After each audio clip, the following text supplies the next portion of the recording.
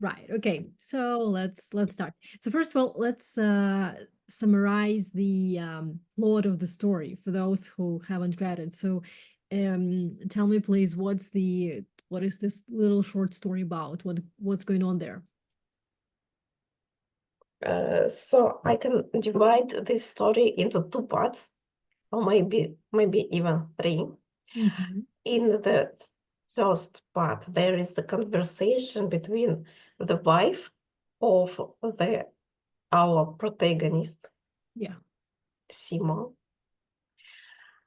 Glass, and her wife, his wife, Muriel, Hmm.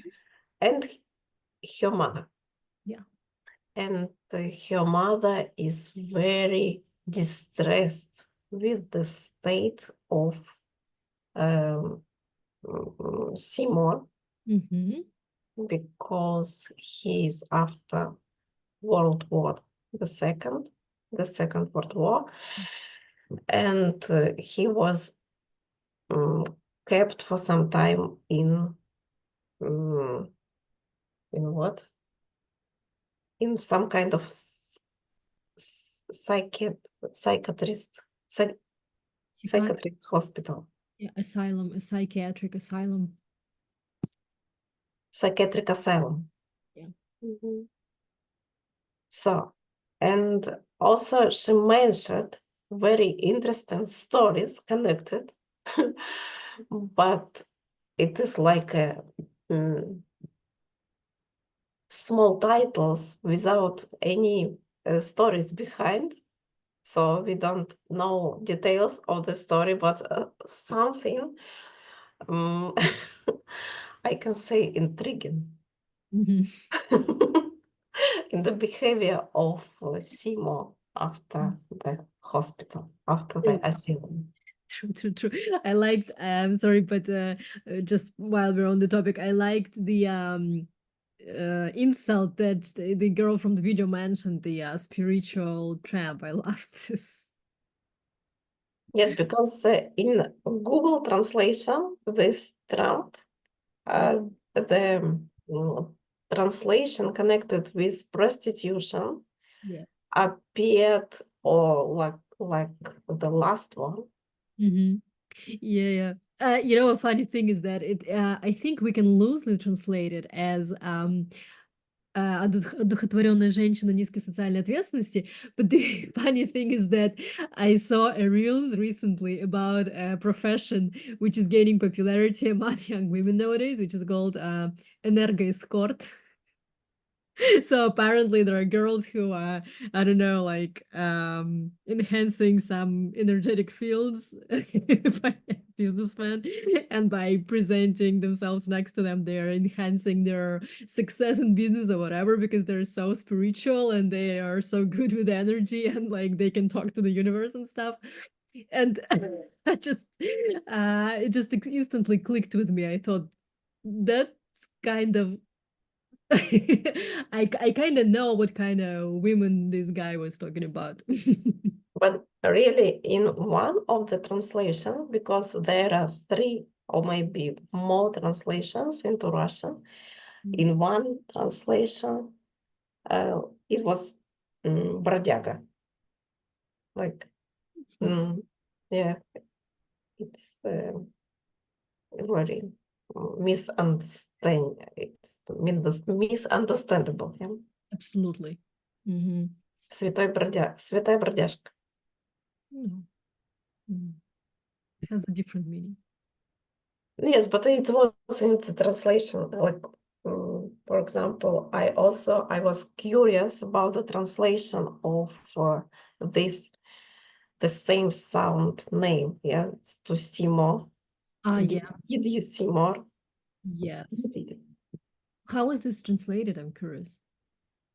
It was translated also in very stupid way. Семиглазка. Ты видел семиглазку? What?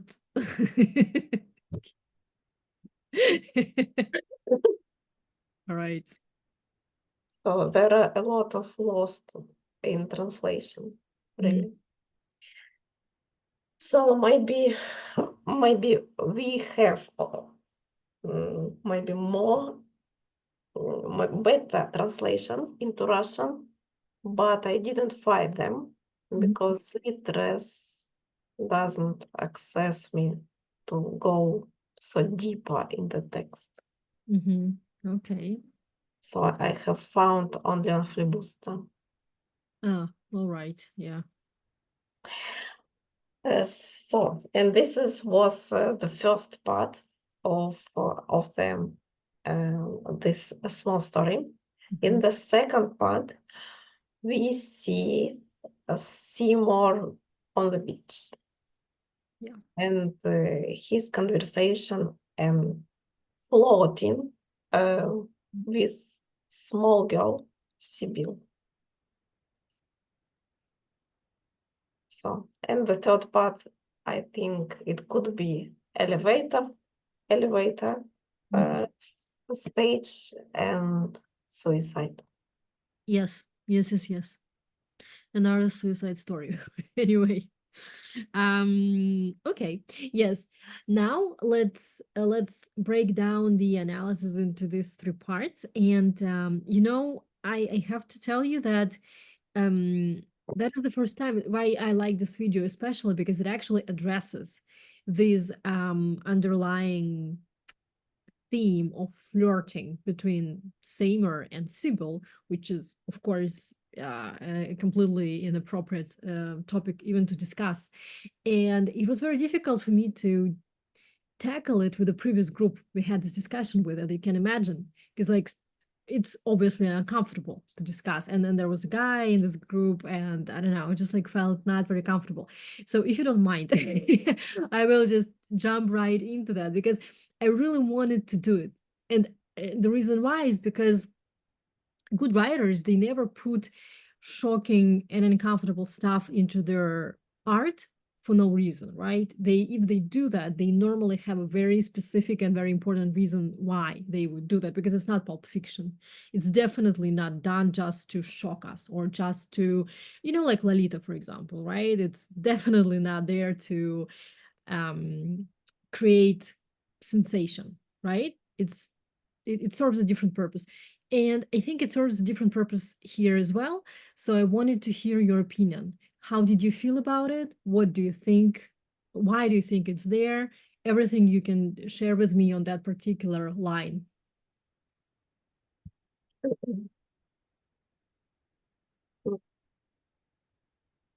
From the writer's point of view, or maybe from the composition point of view, so we can see the real Seymour in these maybe nature circumstances, because it's like a sea. They float in, and the small girl, and I think this is the only person when Seymour can be open in communication. I love this. So, and also we can see it by the signs, like he put off this wardrobe, yeah, schlaf, how to say, халат. Wardrobe. Yeah. Yeah, wardrobe. It takes off. You mean that he takes off the wardrobe? Yes. Uh-huh. Put off. It takes off the same. No, he takes off. He takes off and he is like naked He's naked. and in the naked, Yeah. almost in natural circumstances with Yeah. small girl. So it's very maybe strange situation for nowadays, but really it's very natural if we just take off our prejudices. Prejudices. I love this. The notion of innocence, the notion of yes. Please go on. Which is enhanced by the beach, by her being so little, by him being naked. Perfect. Yes, and I put myself on the place of Simo, and I also be be very to I also feel very comfortable. I would feel very comfortable in this situation, speaking with small girl of 4, 5 years old, and she's innocent, and I can maybe tell some interesting things without um, any different connotations. Absolutely. There is less filter. Yeah, less filter communication. Mm.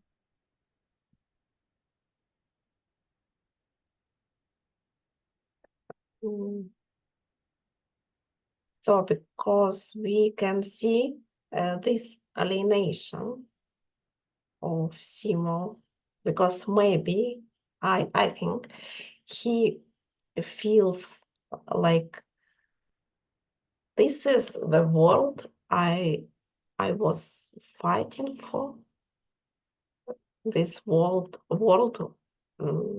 is full of this material small things like polishing nails and maybe these green dresses with something. So I think that the war changed his values, or maybe confirmed these values they had before. Because as we can understand from this small story, he can play piano very well, Yes. because he can do it for 2 evenings without breaks. He can quote, Thomas Eliot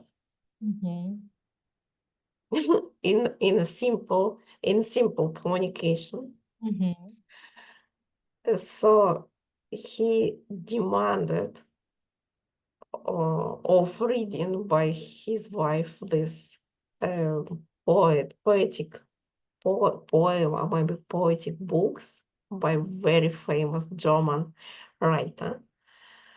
And it's interesting that the war was with the Germany, and he was on the opposite side, but he doesn't deny the culture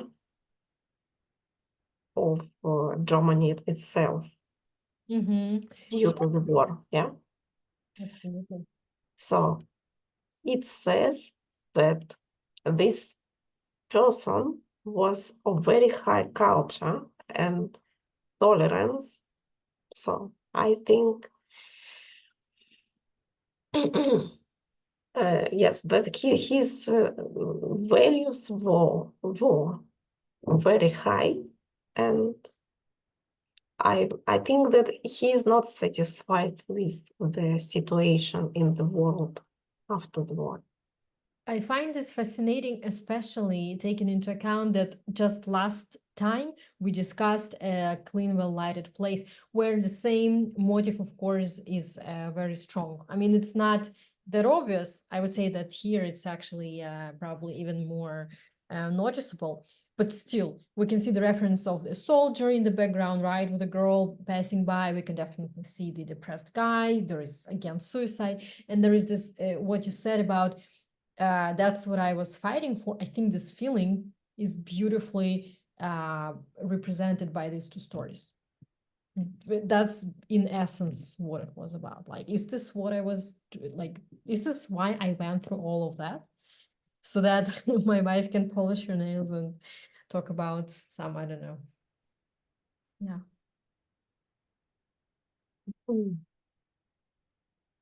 So maybe I do have some questions. I have a lot. I have a lot, absolutely. Of course, Yes, but it all makes me rethink the whole story once again, when we have this discussion.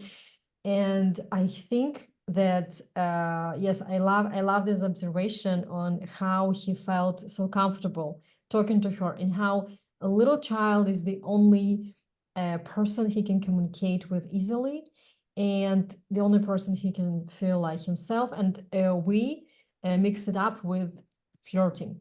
And I think, to a degree, but I was thinking, why would he put that there? Because it's just like so distressing for the reader. But then I think that maybe that answers the question, because it sort of tests our own, like, I mean, just to think of how crazy and how messed up our world is, if when we read about an interaction of a grown man with a little girl, we start having suspicious of something dreadful happening.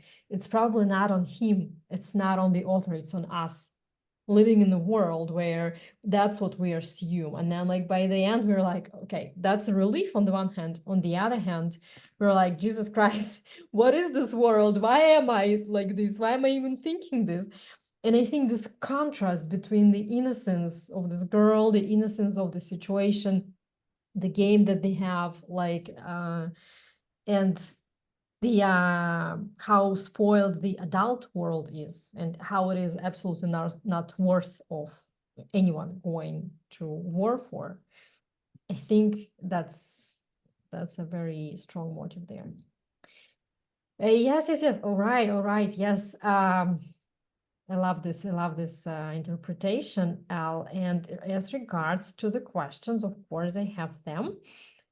So let me share the screen. Let's discuss another question, another interesting question that I wanted, yes, to discuss with you, which I couldn't cover actually in depth last time we talked about it with the previous group, the symbolism of banana fish. What do you think of that?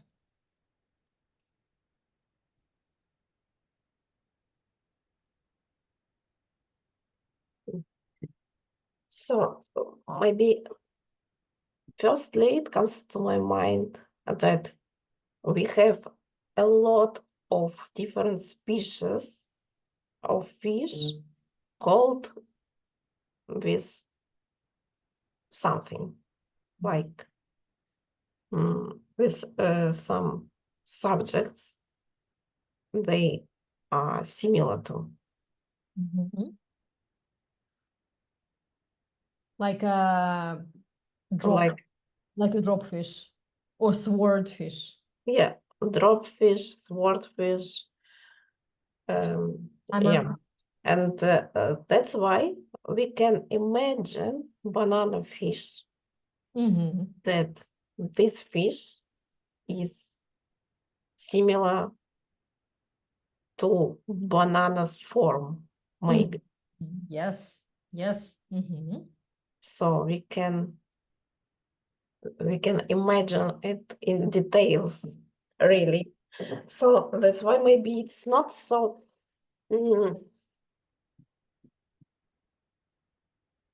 not so unusual to have a banana fish.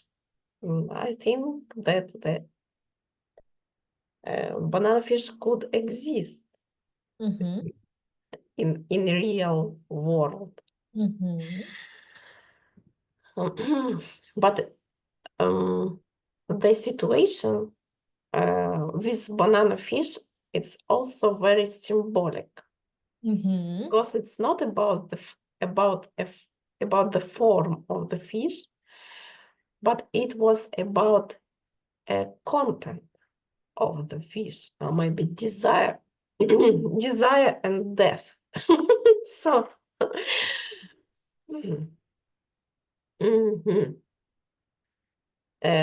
And I like the parallel between the myth myth of Sibyl Yes.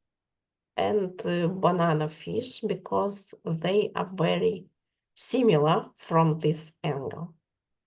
Right.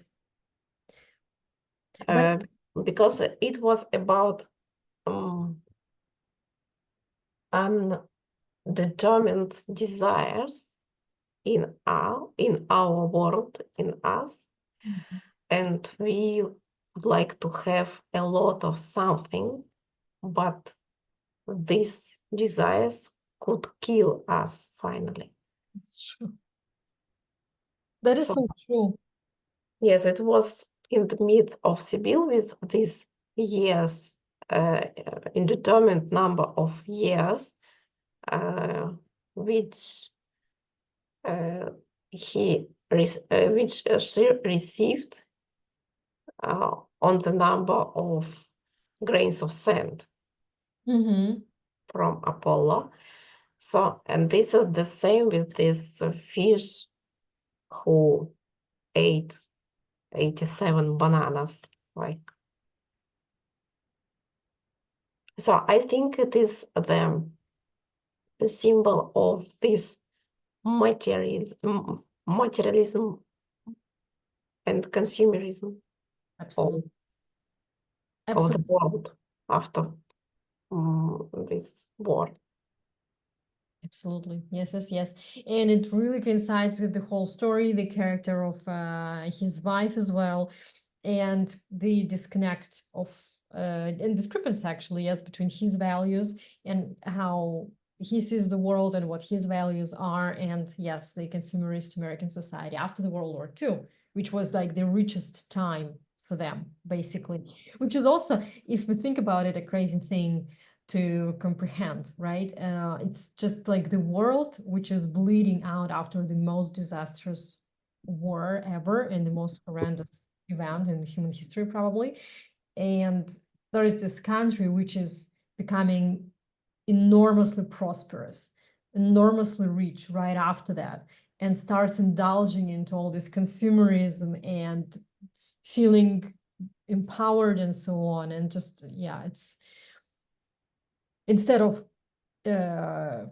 sort of reflecting on what the hell happened with humanity and with this planet and like with the world.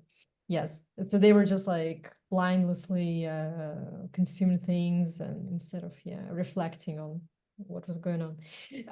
But before we move on with the questions, I also wanted you to tell me the most interesting things that you noticed in the video, because to anyone who will be watching it for Nastya, I hope she wasn't able to join, but maybe she will watch, or for anyone else who's also interested in the story, the analysis. We know what was in the video, but they don't. This is why I will ask you to point out the most interesting ideas that you liked in this video and what made this analysis interesting for you and what helped you understand it better, maybe. So the most interesting was about this Eliot poem, The Wasteland. And I also researched what is the philosophy of wasteland period of Thomas Eliot. So, and it turned out that the main the main idea of this period, which was indicated in this wasteland poem, was about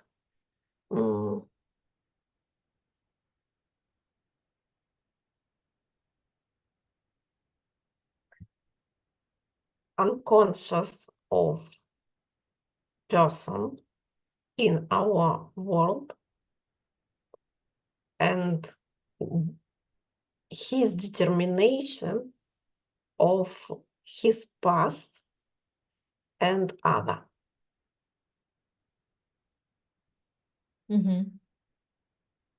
So, and if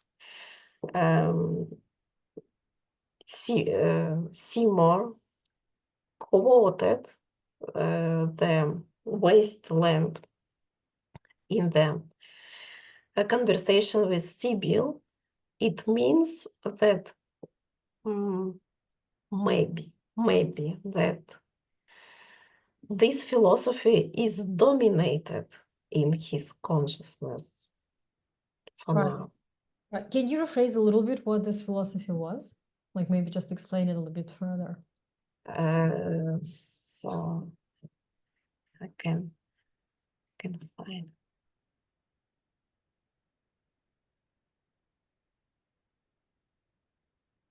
In Wasteland period, because it was a period in the Thomas Eliot creative life, in which man is time-ridden and unconscious, he is unable to confront time and create his own being by reconciling his present with his past or other in the quotations. All right. All So, right. and here we also face the situation when Seymour is like predetermined of his past and others. Absolutely. So again, the motive of disconnection with the time where he's living, with people he's in one family even with, right? So basically the isolation and disconnection from his own reality, from people, from the time, from the generation. That's Yes, right. yes, it's about isolation for sure. And this predetermination person with his past.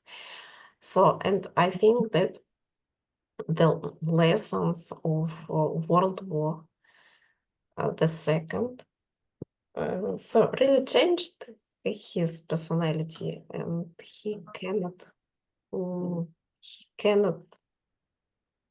just oppose maybe his future to this past. He is like not a creator of the future now. Absolutely. Absolutely. He feels powerless, right? To create anything. And maybe not powerless, but I would say demotivated, sort of, right? Something like it. He's crazy. Also, the second meaning I found somewhere, like goes to go bananas. It means to be crazy. It's perfect. Oh my God. You That is know? perfect. Of course. No, yes. But I'm just like, it's sort of like on the surface, and I'm just thinking how I haven't noticed that, because it looks like so much on the surface. And I was really baffled when I first read it. I was like, why there is a banana fish? But you're absolutely right. It makes perfect sense. He's crazy. He went to the psychiatric asylum. We know that. And he's definitely struggling with mental issues. The Yes, and this fish, the behavior of this fish is crazy Yeah, yeah. be because maybe they don't know that it could kill them Yeah. for sure. So, but they can like obsession about bananas, like in one place, a lot of bananas. So go bananas, like go bananas, be crazy in this hole. This is nice. Absolutely. I love this. And yes, this is a notion of kind of Russian roulette idea, right? So you will either get lots of pleasure or you will die. There's something like that. So, and the third meaning, it also came to my mind because of Freud, because of Freud concepts in our education. So that the fish and bananas, it's like a symbols of masculines, and we are like in a big tense in this stage. Because maybe he's really crazy, and maybe he could be a pedo, pedo, Yes, pedophile. yes, he definitely creates this tension, and there is no good story without tension. We know that. So Uh, definitely how to say pedophile? pedophile. Pedophile. maybe he could be a pedophile, and like under the water, he can show his Yeah. Exactly. Yeah, this perverted, yes, type of man who, yeah. and so it's also possible. So, and at the same time, we have these three meanings only from my point of view. Maybe you can also add some several meanings to this banana fish. No, that covers it perfectly. Honestly, but I especially want to stress this once again. I love the relation to this phrasing of going banana. Yeah, because definitely there is and the Freudian connotation, of course, as well. Yeah, that's definitely that is definitely there. It's very interesting. All right. Now let's discuss the character of Seymour Glass in more detail.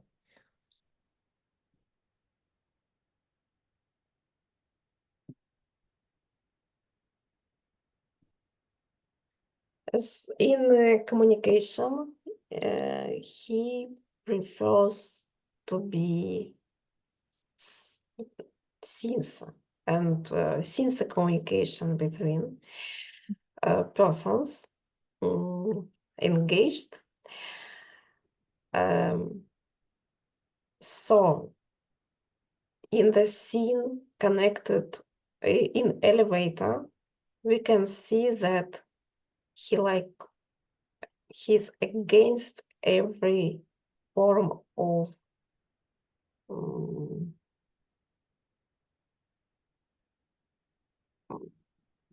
how to say, фальшивое поведение.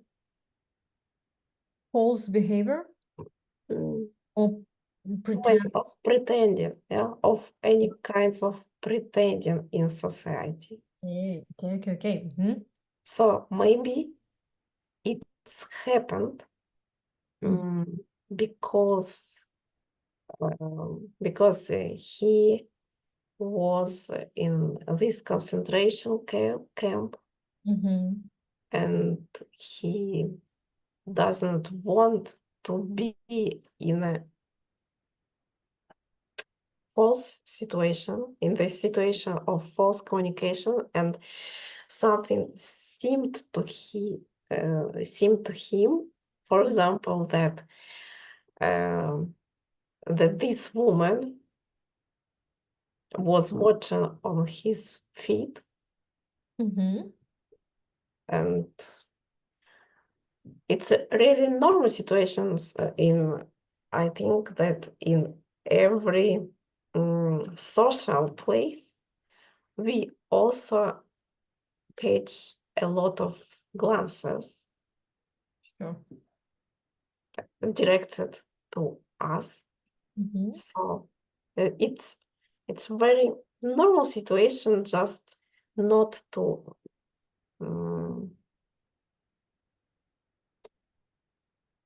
mention it. But he did mention that she was watching and just say about it.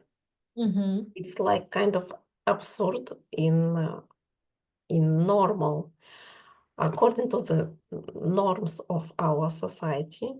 So we do something, but we are not saying about it.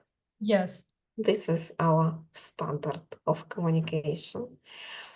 But in the situation in the sea, his behavior was opposite. Yes, because he just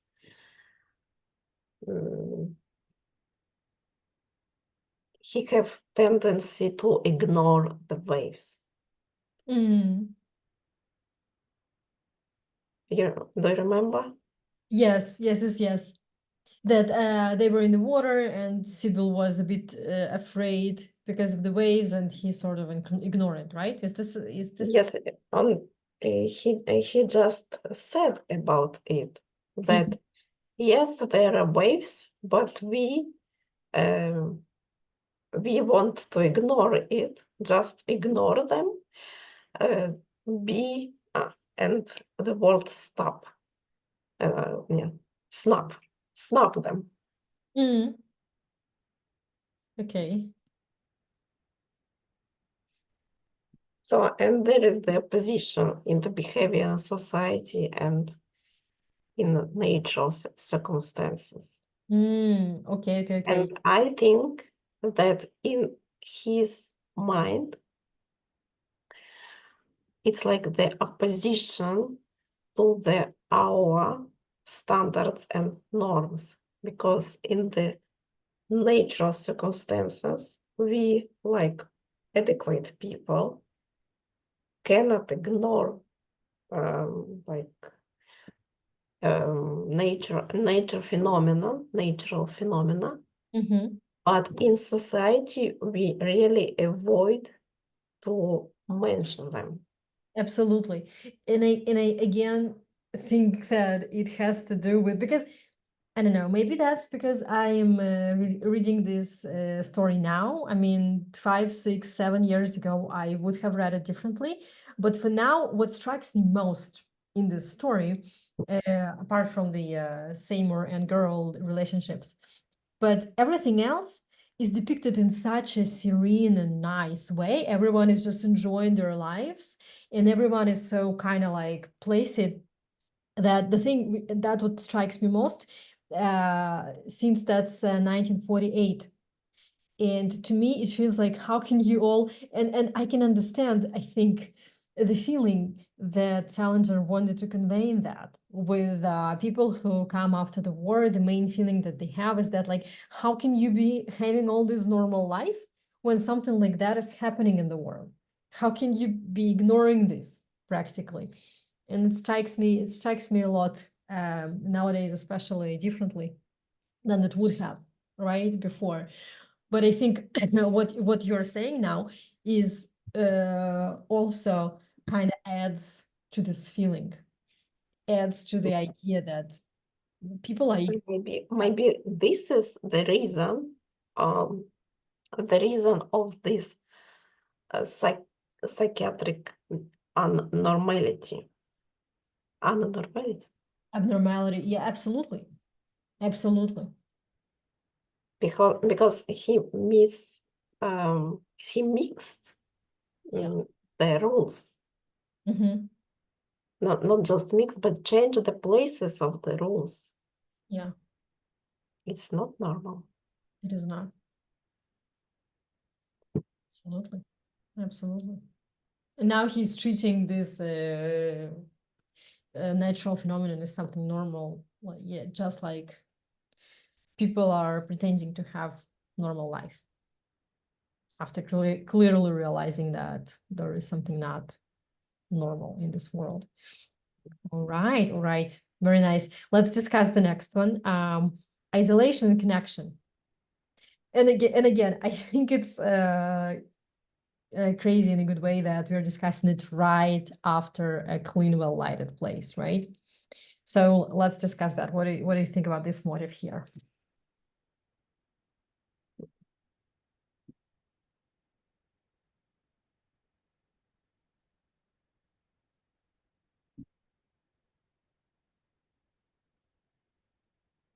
Mhm. So I did not face the people with post-traumatic syndrome in my real life, but I think that the future, the nearest future, will be full of such people near us. Will be. So, and I can say that every normal person after the war situation, I think, could feel isolation.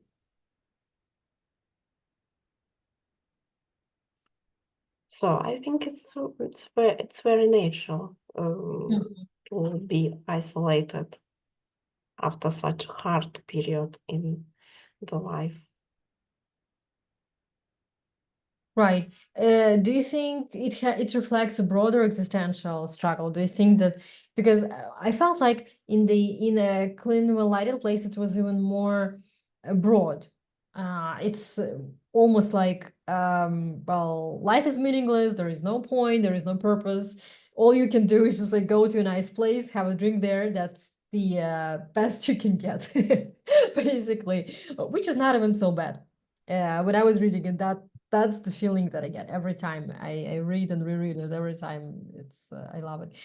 Here, I think it's focused a little bit more on the peace versus war opposition. I think it's more acute, this particular um, uh, not connection, not conflict, but yes, like the conflict, yes, between these two realities. But I think there is still some sort of existential motive there, right? Would you do you think so or not really? Mm. Existential, it means connected with loneliness. Loneliness too. Well, the philosophy of existentialism is essentially, basically, it tells you that your life is pointless. There is no meaning. We shouldn't, like how philosophy struggles with, because there are so many different perspectives. And another thing, which I'd like to point out here is that for us, it kind of feels normal. It's like our new normality to live in a situation where there is no point and we're not even looking for it. I mean, we're the generation which is facing climate change, and we're basically kind of aware of the fact that everything is final, I think, more than the previous generations. And if we think about people who lived in the 19th century, where the majority of population had religious views, and people actually believed that there is afterlife, there is purpose, there is sense in this life, they came here. Have you seen The True Detective? Yeah. It's the best representation of existentialist philosophy, the best one. Like these conversations that these guys have. Yes, I know existentialist philosophy because I finished philosophical department and we dedicated to this philosophy about maybe I don't know, maybe 6 months. You tell us what is this about? That's why I'm interested in what do you mean by existential struggles? Okay. Mhm. Because for me, every writer of existentialism is different. So, and it's Okay. Tell me about the differences. Tell me about the differences. no, I'm not so prepared for this, but the maybe the main difference, it's like optimistic existentialists, like you mentioned. Mhm. No, pessimistic, like you mentioned, and also optimistic existentialists. Mhm. Because if we have no maybe idea from religious point of view, and our life is pointless, but we can create the sense or by ourselves, and this is our responsibility. So that's why I Mhm. can say that Seymour here, it's like he understands the pointless of life, especially after the war, but he maybe mm, is not so strong to create new senses in this situation. Maybe he's ill, really. Maybe mm, he's pointless after, so he really needs to take some time, but he can't he can't take it. That's I, true. I think he's weak. He's very weak in this situation. And really, only thing he can do Mm-hmm. just to communicate with 4 years child. This is a very, very interesting point of view, by the way. And I think that's another twist that I have for myself to think about, the weakness of these heroes, because this is the last thing which comes to my mind, to be honest with you, when I read these two stories, the one by Hemingway and this one, because to me it feels like no one who went through something like the war, uh, it's just like, to me it feels like you cannot survive this. I think there is no way to, I mean, psychologically, there is no way you can actually go through it, actually see it, and come out of it as a normal person. And I don't think there is a possibility, but what you're saying right now actually makes me question this. It makes me question this because there is a possibility that um, the reason why the world is the way it is because there are too many weak people who actually couldn't go through it, who actually couldn't stand their ground, and who actually lost to those who were on the other side, who were on the side of blindless consumerism. So maybe it's like their medicine to have more things and more desires. But yes, here I can say that it's also existentialist story. We can say that it's existentialist story by Hemingway. Yeah, it's a good example. But some people say that the philosophical basis of this story was Zen Buddhism. This one, banana fish. Yeah, yeah. In every of Hemingway in this book, like from 9 stories. Mm-hmm. Uh, so, but this is also impacted by Zen Buddhism. Mm-hmm. Mm-hmm. In what makes you say that? Can you elaborate on this?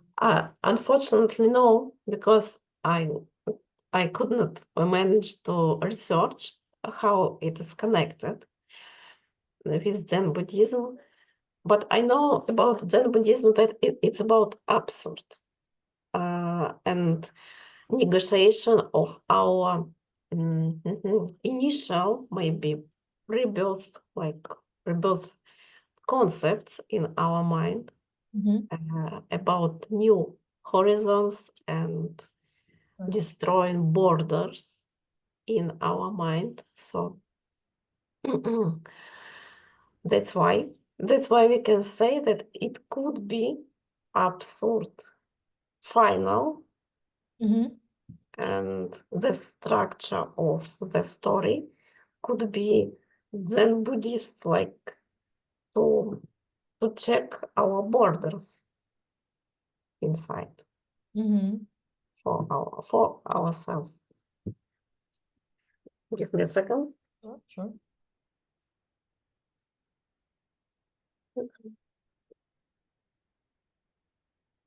So, but I think it's interesting topic to research.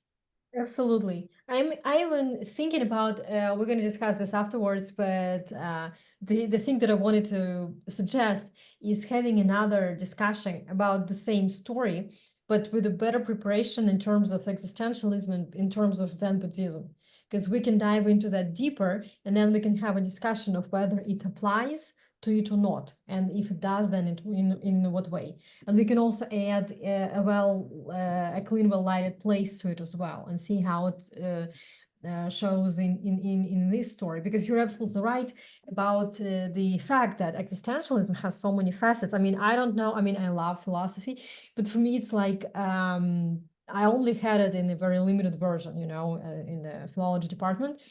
And I know it more from the literary point of view, from the writings of such authors as Sartre and Camus. I'm the same with me, because I'm also maybe one of the characteristics of existentialism is that it should be more clear for readers. So like it's not like philosophy of Hegel, for example, like some kind of concepts, dictionary, and like hard access for readers, but it's like literature for all. Yeah, this one is definitely like it. Yes, that's why all existentialists wrote fictional stories. Ah, I see now. Wow, cool, cool, cool. Yes, that's why, like, it's not like philosophy. Existentialism is philosophy in literature. In the Philosophical. form they have chosen this type to be more to, this existentialism will be more accessible. Nice. I love this. We have to talk about this. Yes. But we will get back to it a bit later because now, at least me, I'm not prepared to have this discussion. Well, but we can have it, and I think we should have it because I think it has been so influential over the literature, especially the literature of the second right part of the 20th century. So I don't think it's actually can be we can have a real in-depth analysis of literature which was written during that time without right. So I think that could be a good idea to have a separate discussion on that and to see how it applies to the short stories that we have read. It's going to be awesome. We will do this. But yeah, by now, let me ask you a couple of more questions on this story. Let's talk about style a little bit. The style of the story, it's very simple. It is. Yeah, it's also very simple, and it's interesting that it is constructed on the basis of dialogues. Yeah. Uh-huh. So, but dialogues connected with maybe the same level persons, like mother of Muriel and Seymour and Sibyl. And maybe a small episode also with Sibyl with her mother.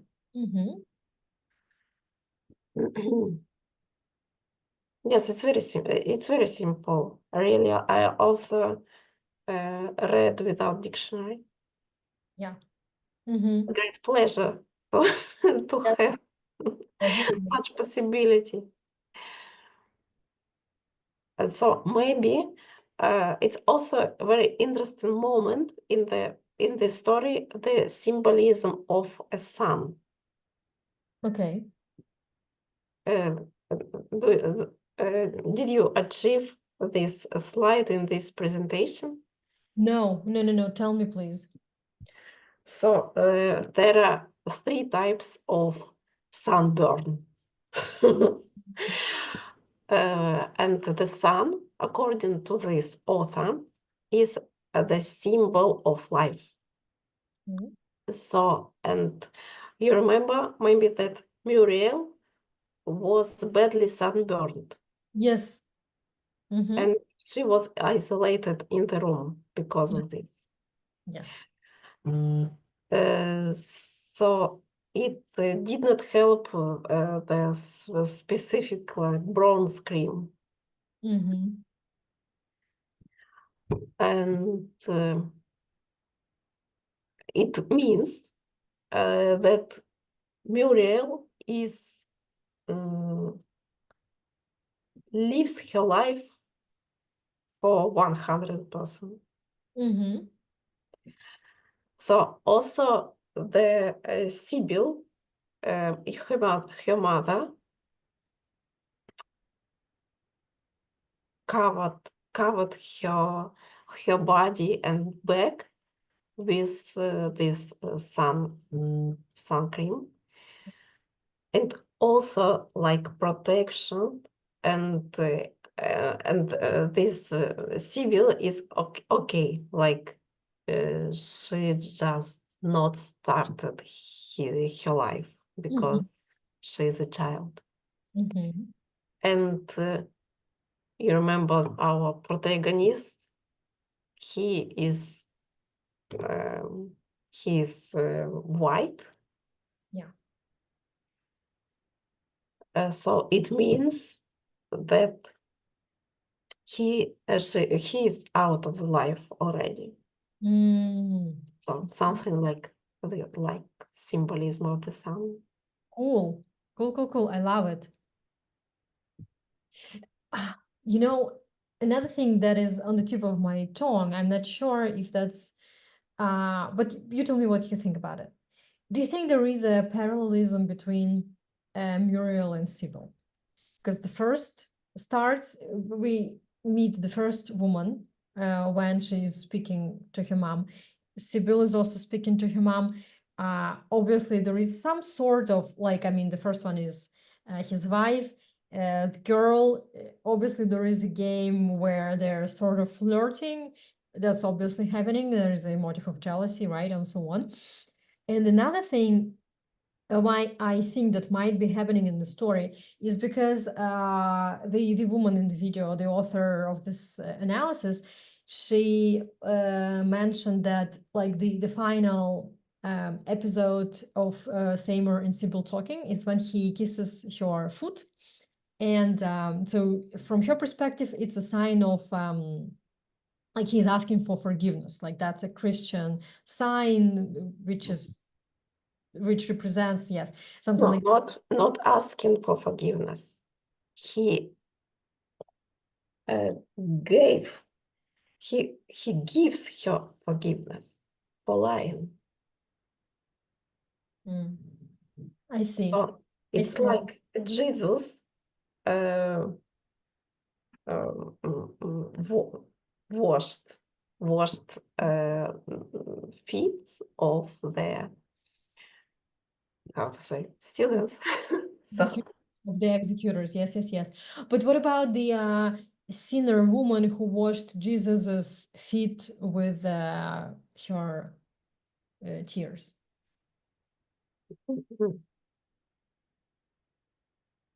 No, but the kissing is definitely no. But anyway, you're right. Because she mentioned there was another myth of a sinner woman washing Jesus's feet.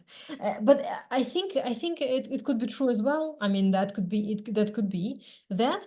But okay, so he gives her the forgiveness. Again, even in that case, why would he be forgiving Sybil? Whereas there is definitely something that he has.